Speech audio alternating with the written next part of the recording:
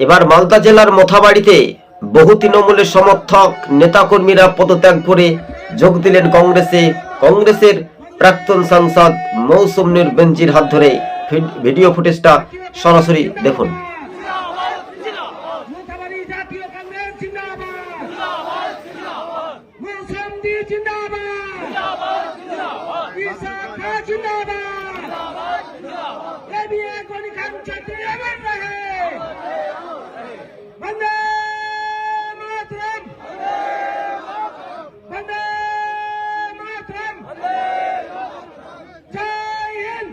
হ্যাঁ দর্শক বন্ধুগণ, সরাসরি সেই ভিডিও ফুটেজটা দেখতে পেলেন। কেননা 2026-এর বিধানসভা নির্বাচনের ভোটের মুখের প্রাককালে দেখা যাচ্ছে মোথাবাড়িতে তৃণমূলের বড় ধস। যারা একসময় কংগ্রেস করত তারা তৃণমূলকে ভালোবেসে তৃণমূলকে ভোট দিয়েছিল, তাই বাংলার মানুষ বুঝতে পেরে তৃণমূলকে গুড বাই জানিয়ে কংগ্রেসে যোগদান, এমনটাই হিড়িক আমরা দেখতে পাচ্ছি।